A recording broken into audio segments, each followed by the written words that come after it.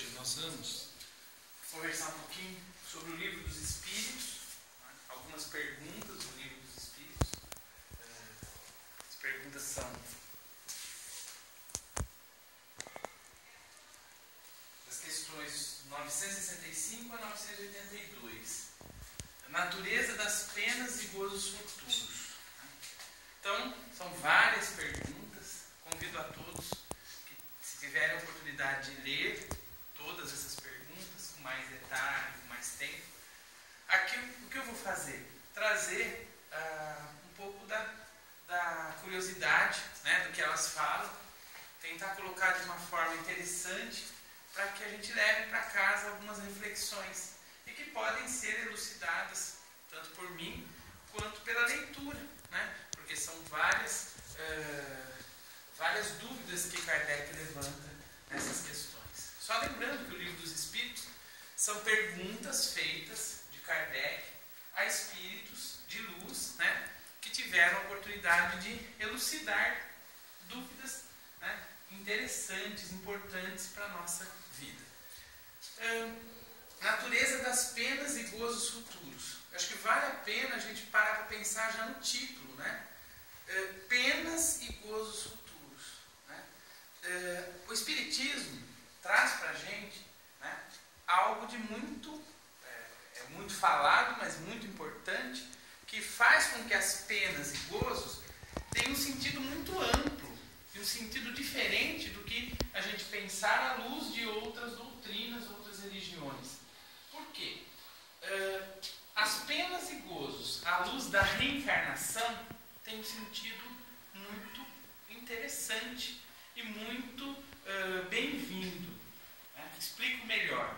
Quando a gente fala principalmente de pena, né, nós temos no Evangelho, nós temos no próprio Livro dos Espíritos e outros livros que, né, compõem a doutrina, dizendo que as penas nunca são eternas. Então, isso é muito bom, né? A gente tem que refletir e lembrar sempre disso. Ninguém vai sofrer para sempre. A gente tem momentos de sofrimento. E a gente costuma dizer que sofrimento é pedagógico, né? O sofrimento, ele serve para a gente aprender. Cabe a gente saber usá-lo. Acho que aí é a nossa dificuldade enquanto espíritos imperfeitos ainda, né? Quando a gente fala de sofrer, de passar por dificuldades, todos aqui estamos e vamos passar. Um dia eu, um dia você, né? Todo mundo vai passar por perrengues aí, né? Por coisas difíceis. A questão é, temos que ter isso em mente. As penas não são para ninguém ser humilhado, para ninguém sofrer, para ninguém ser castigado, né?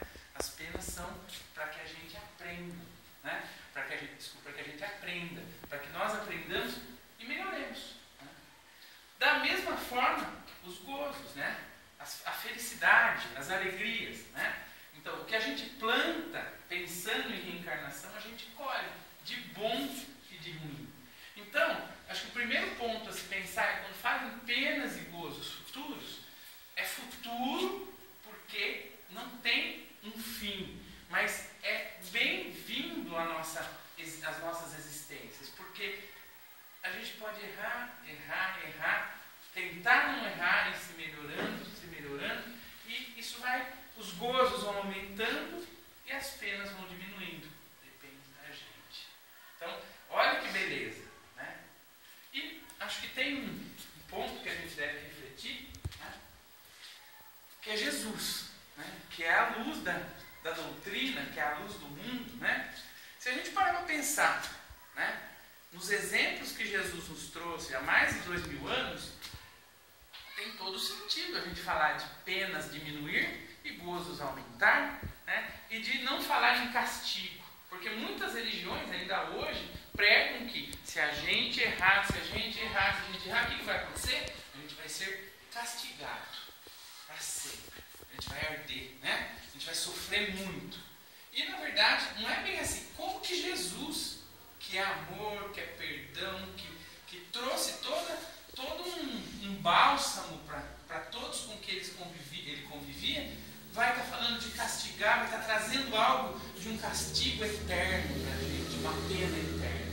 Então, o Espiritismo tem toda uma lógica de se colocar. Por quê? O que Jesus nos traz é algo de muito bom. É algo que a gente deve sempre lembrar. Se algo não está legal na minha existência agora, tem um porquê. Por pior que pareça ser, tem um porquê. Então, é uma reflexão importante. Se a gente levar muito a sério, a gente se melhora. E a gente sofre com menos intensidade. Né? Mas vamos refletir um pouquinho mais nessas questões. Né? A questão 965, nessa questão, o Kardec pergunta aos espíritos se as penas e os gozos, né, têm algo de material. Né?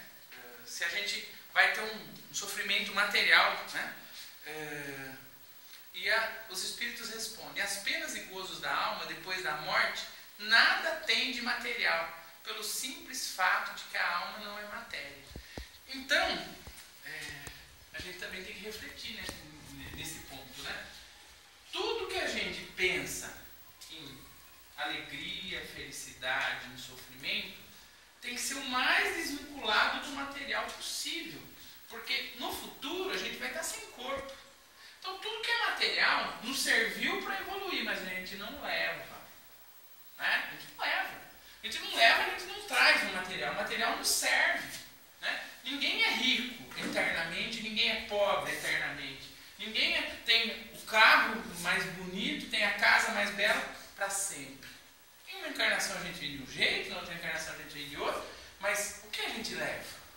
Né? Então, as penas e gozos da alma não tem nada de material, porque a alma não é matéria. Né?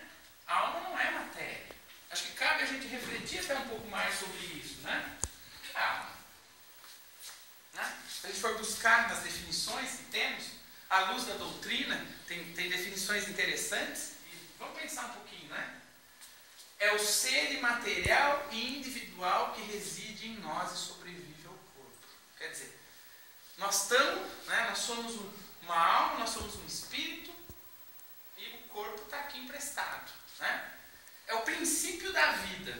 A nossa vida começou quando a nossa alma começou a existir. E eternamente. Ah, mas foi nessa encarnação? Provavelmente não. Nós já estamos bem lapidados. Nós já somos bonzinhos, né? Não fazemos tanta coisa errada. Nossa alma já, né, reencarnou. A alma é o princípio espiritual do homem. A alma é o espírito. Mas espírito e alma, qual a diferença, né? A alma, a gente chama costumeiramente de alma quando o espírito está encarnado. Então, olha, está encarnado, estou encarnado, então eu tenho a sua alma encarnada no corpo. Quando você está desencarnado, foi para a erradicidade, costumeiramente também se chama de espírito.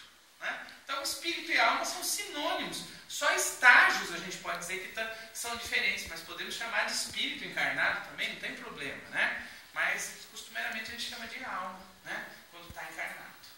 Mas são sinônimos. Né? A alma é centelha divina. Quer dizer, a alma, né, nós enquanto espírito, nós enquanto alma, somos um pedacinho de Deus.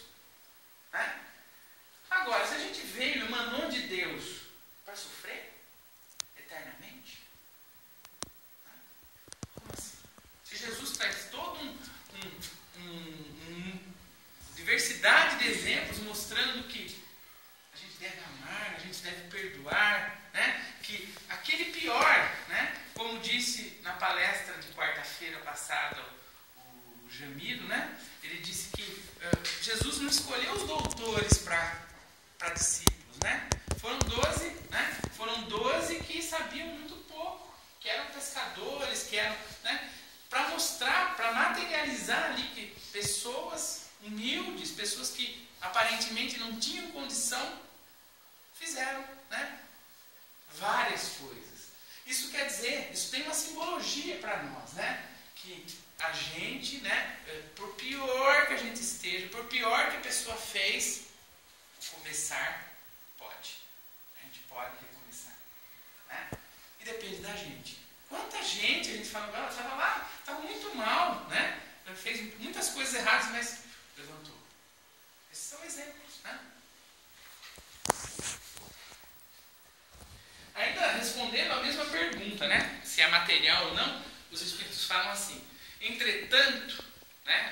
gente está desencarnado, nós somos 1000 vezes mais vivos do que os que experimentam na Terra. Porque o espírito liberto é mais impressionável. A matéria não mais enfraquece as sensações. Quer dizer, quando a gente desencarna, a gente começa a perceber mais as coisas. E depende do nosso grau evolutivo, a gente percebe mais ainda. Então, a gente tem muitas vezes a possibilidade de ver as reencarnações, de ver o que a gente já plantou, de entender o que a gente está colhendo. Quer dizer, o véu que nós temos, a gente muitas vezes não entende aquilo. O que está acontecendo na minha vida? Né? Por que está acontecendo isso? Por que aquilo? Né? E aí a gente tem uma vasta literatura espírita mostrando, com histórias que falam, olha, a pessoa teve isso porque ela fez isso, a pessoa teve uma doença, infelizmente, mas aconteceu isso por conta daquilo, né? E que mostra pra gente que a gente plantou para colher, bom e ruim, né? Então, quando a gente desencarna, quando a gente está na erraticidade, de acordo com o nosso grau evolutivo, a gente enxerga melhor, né? Então a gente vê melhor como as coisas correm, né? E às vezes coisas que a gente não está entendendo, a gente entende. Só que a gente tem que ter essa habilidade de perceber, olha, está acontecendo, eu não sei o que é. É melhor que eu não saiba o porquê algumas coisas aconteçam, porque senão de repente eu não suporto. Mas eu sei que tem um porquê. Isso é importante, porque senão não tem sentido o que a gente passa, né? Porque tem coisas que não são tão assim claras. Você fala, estou passando por isso. Por quê? Né? Por que essa perda? Por que essa doença? Por que esse problema? Né? A gente começa a ficar... Então nós temos que ter esse conhecimento. E pensando que as penas não são eternas, que a gente não vai sofrer para sempre, né? E que a gente vai ter um futuro mais vindouro, isso fica mais leve, né? Então a importância da gente estudar essas questões, né? Mas vamos pensar um pouco mais. Ainda na mesma pergunta ele coloca, ó, nós, homens, fazemos uma ideia grosseira e absurda da vida futura, porque a inteligência nossa não se desenvolveu ainda para compreender. Então a gente tem uma dificuldade, por mais que a gente fale, eu acredito em reencarnação, mas será que no dia a dia, na hora que eu saio para trabalhar, na hora que eu chego em casa, na hora que eu tenho um problema no serviço, será que eu estou com isso lá dentro? Será que eu penso assim? Ou não? Ou será que somos ainda muito materiais? Muito materialistas, mesmo buscando a espiritualização, mesmo buscando sermos mais sublimes. Será que a gente ainda, é uma reflexão para todos nós, né? Não somos um pouco materiais em exagero? Podemos ser, porque estamos aqui num planeta de provas e expiações, estamos aprendendo, né? Já fizemos muita coisa, né? Que não foi boa, provavelmente, por isso que estamos aqui aprendendo, né? Mas essa questão de não entender a vida futura, a existência futura, é muito forte. Porque se a gente entendesse direitinho, a gente não sofreria fácil. A gente não se revoltaria, né? Se tivéssemos tudo certinho, estaríamos aí num nível de alguns espíritos que a gente vê aí, né? E a gente viu o Divaldo na entrevista, não sei quem não viu, pega lá no YouTube a entrevista para o Jô Soares, né? Que ele deu essa semana passada, foi maravilhosa. Um ser espiritualizado, que dedica a vida a outros, né? Que não tem problema com isso, né?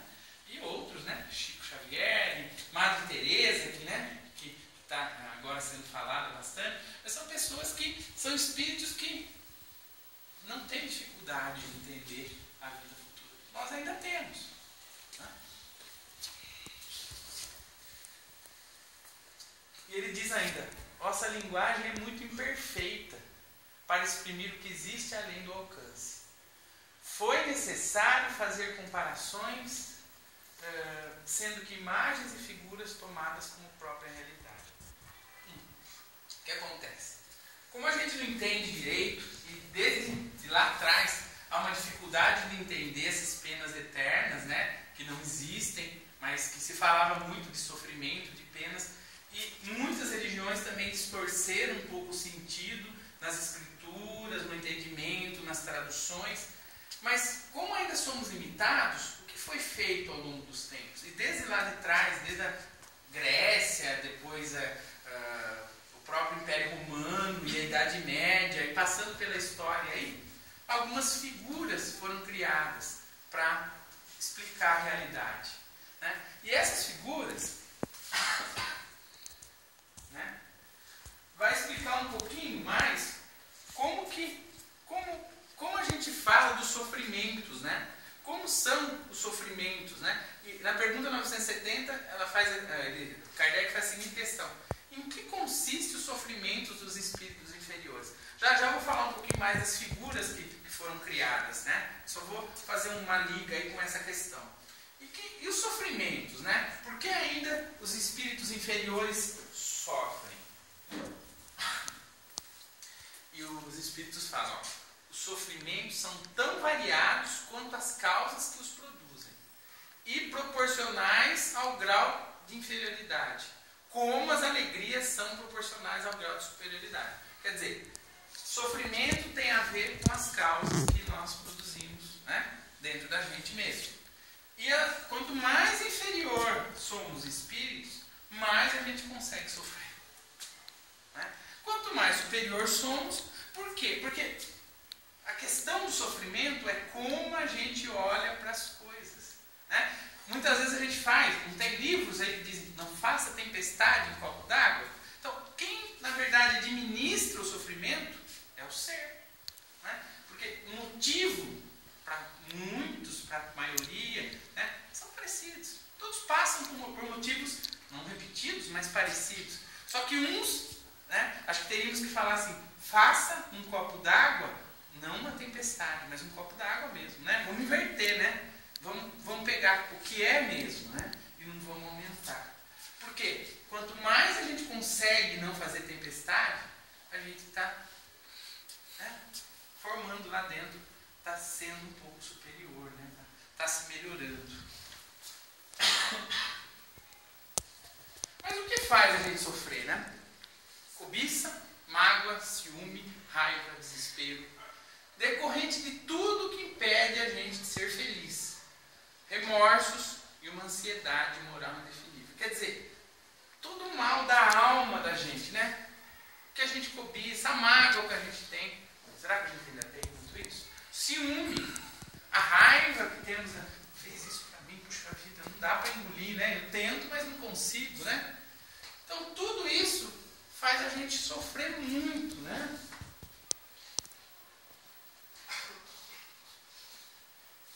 O desejo, né, de todos os prazeres da vida, mas não podendo satisfazer. Quer dizer, a gente se tortura, a gente às vezes fica enciumado, às vezes a gente fica com raiva, porque eu queria isso, eu queria aquilo. Muitas vezes a gente quer um material, é o que nos satisfaz, né, porque o mundo está nessa toada, né? E isso faz a gente se torturar. A gente se tortura, a gente se magoa, a gente fica num inferno. Então, a gente fica no inferno. Acho que essa é a palavra. O homem capaz de traduzir a natureza do sofrimento não encontrou, né, porque nós somos muito inferiores ainda, uma comparação mais enérgica que a do fogo, né? Que é muito cruel, né? É uma ação muito enérgica, falar do fogo, né? Fogo pra gente, como a gente não entende que a gente se magoa, a gente sofre por ciúmes, por raiva e tal, como que isso foi trazido para nós desde o princípio da humanidade? Um algo material, o fogo. Que é algo mais material que o fogo, né? Então, como que aconteceu a coisa? A gente não consegue se resolver, a gente fica muito, né, sofrendo, a gente cria um inferno, né? E foi criada a simbologia do fogo para simbolizar o inferno. Agora pensem comigo, se o inferno fosse verdade, com fogo, o inferno seria material. Que é algo mais material do que fogo, né? E como assim? O fogo do inferno vai nos queimar se nós não somos mais corpo? Fogo queima a alma? Fogo queima o espírito? Como assim?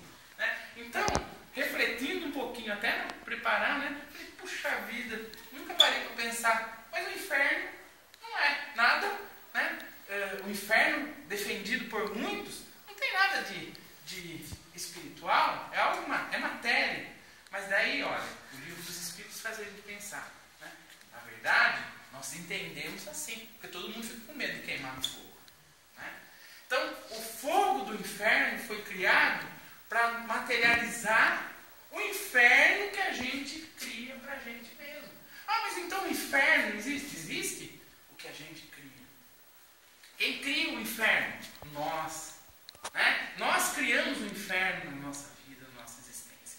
Encarnados e desencarnados. Nós plantamos um inferno ou não. Só que a simbologia é essa. Então, né? E o Espiritismo vem elucidar essa questão. Né? Então a crença no fogo é muito antiga. Né? E vem remontando aos povos, né? Por muito tempo. Vou dar alguns exemplos para vocês. Né? Todo mundo já ouviu falar de arder no fogo do inferno. A gente já desencarnou, a gente vai arder no fogo do inferno? Né? Então, a crença no fogo, a crença popular de arder. Agora, pense, quantos irmãos ainda têm essa dificuldade? Fica aquela interrogação, né? Fala, puxa vida, como assim? Eu vou ficar esperando para ser julgado um dia. E se eu for ruim, eu vou arder. Que esperança você tem para melhorar se você já fez tudo errado na sua vida? Né? Você já fez tudo errado nessa encarnação. Você só acredita nessa encarnação. Você fala, que vá no inferno, já estou no inferno mesmo, né? Então, percebam como não tem lógica e não tem explicação? Olha, na Idade Média, o inferno foi retratado, né? Aí nós tivemos a obra Divina Comédia de Dante Alighieri, que ele descreveu o inferno, o purgatório e o paraíso. Né? E muitos pintores depois pegaram essa obra lá do século XIV e retrataram, né, como o inferno de Dante, baseada nas crenças religiosas da Idade Média, né, que acreditava que o fogo, né, que onde na época, como eles convenciam o povo a não ser tão, né, vamos dizer, fazer tanta coisa errada, vai queimar no fogo do inferno. E aí ele escreveu a obra e os pintores, um deles é Dalí, né, Salvador Dalí, fez uma pintura sobre o inferno de Dante, né, que ele retratou nas obras dele escritas. Né? Então, século XIV. Mas vamos mais atrás, né? Se a gente buscar um pouquinho, na mitologia grega existia o barqueiro Caronte. O barqueiro Caronte, resumindo bem a história, né? Antes de Cristo, né? Na mitologia grega eles diziam que quem desencarnou, ele era levado por um barco, né? Pelo barqueiro, né?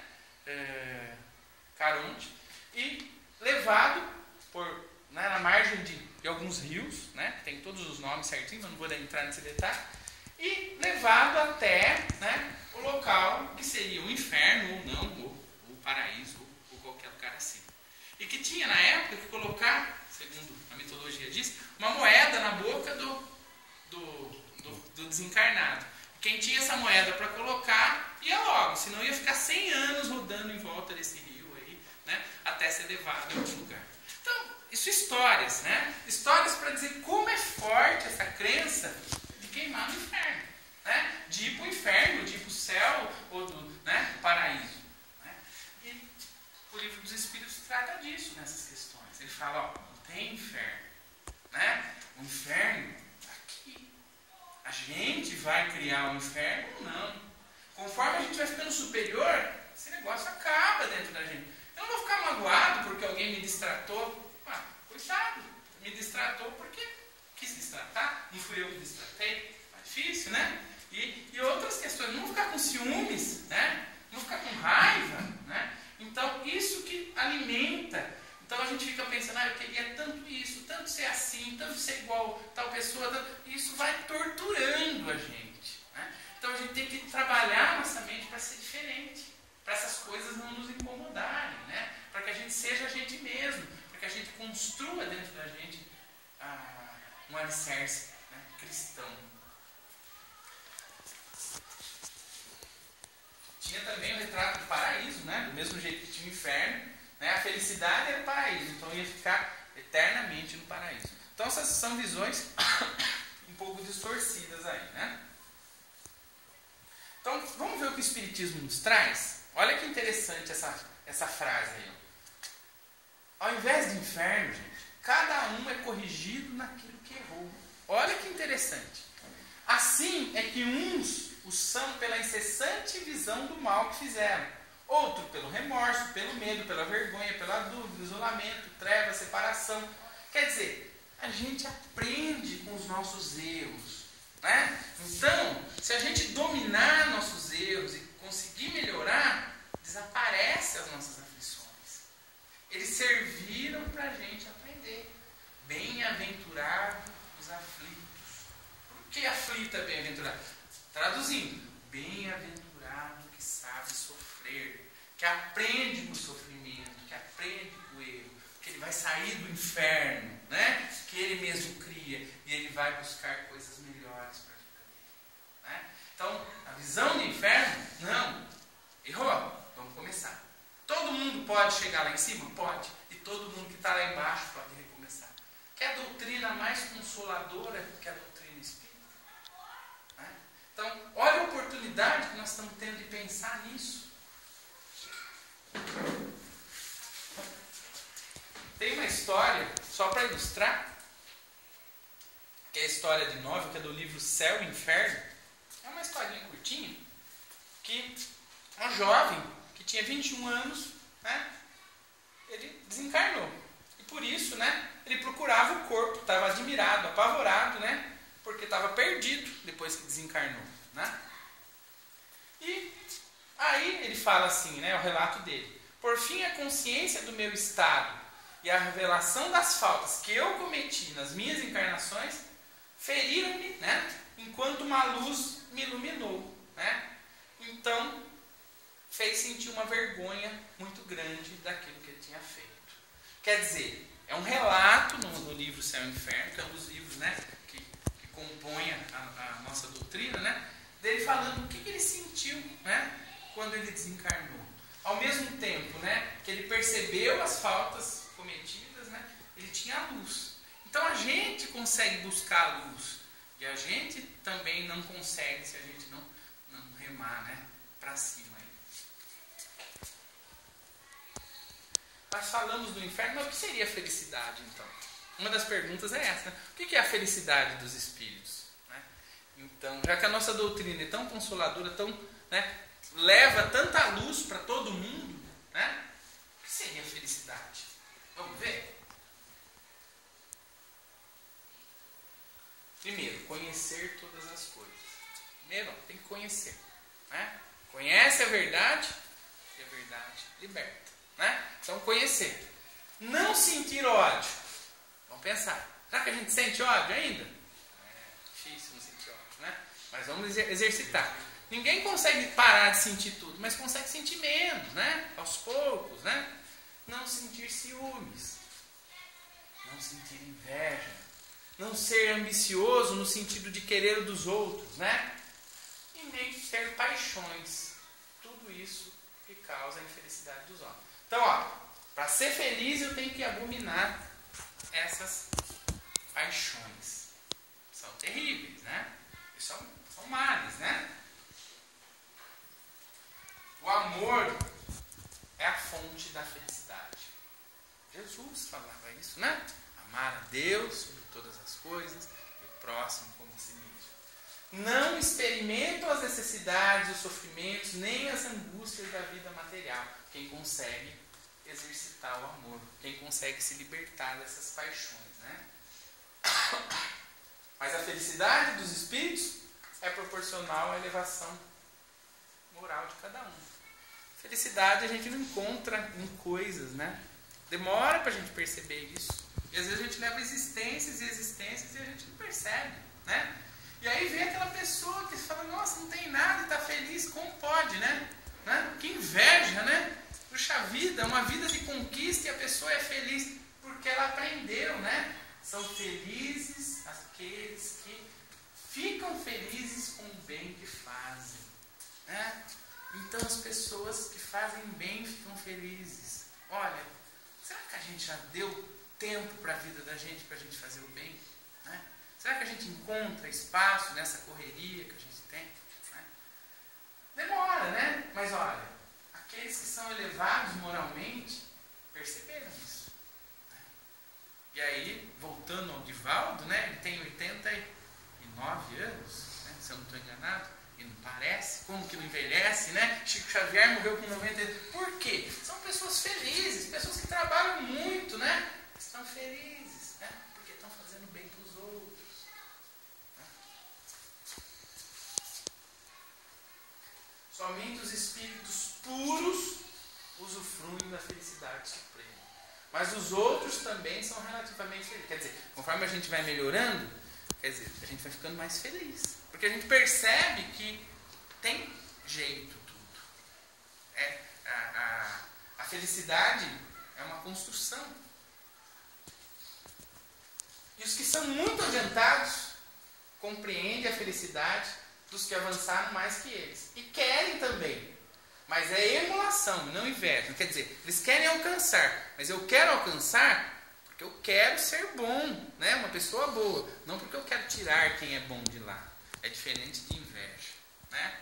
Esse é o conceito de emulação.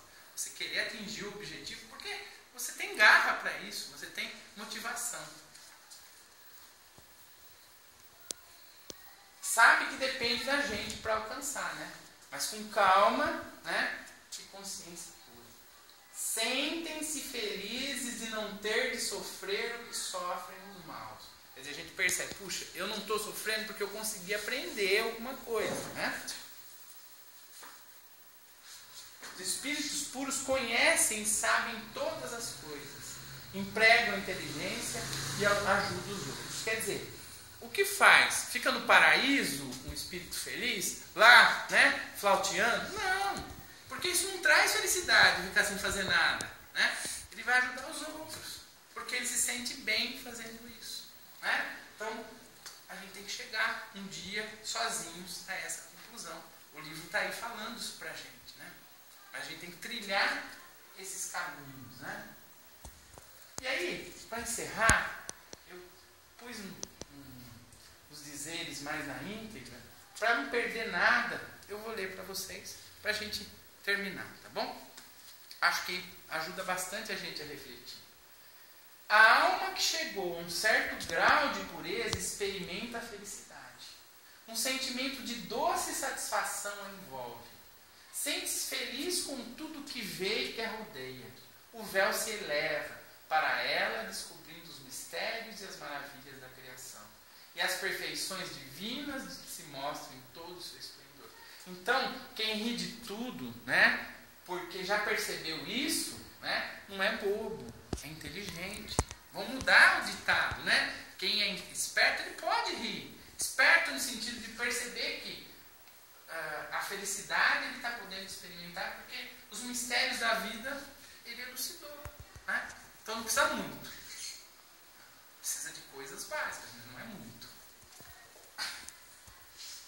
Agora o Espiritismo, né? Não podemos esquecer disso.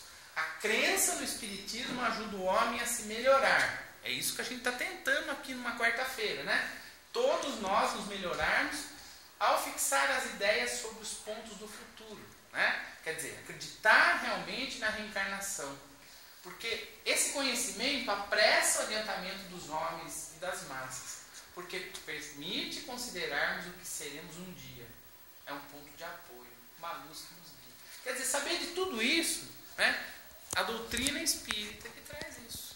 Não tem nenhuma doutrina, não tem livros que trazem esse esclarecimento em algumas questões. Olha o quão profundo é essa questão. O quão importante é para a nossa vida, né? A gente perceber que a felicidade, né, a gente vai perceber fazendo o bem.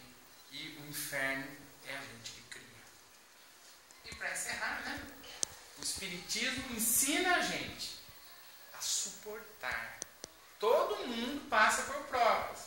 Todos nós aqui, né? Com paciência e resignação. Desvia o homem da prática dos atos que podem retardar a felicidade futura. E assim contribui para a felicidade. Então, olha, a doutrina espírita, né, nos ensina a ser felizes. Né? Cabe a gente aprender, né? Será que nós estamos colocando a nossa inteligência para aprender tudo isso?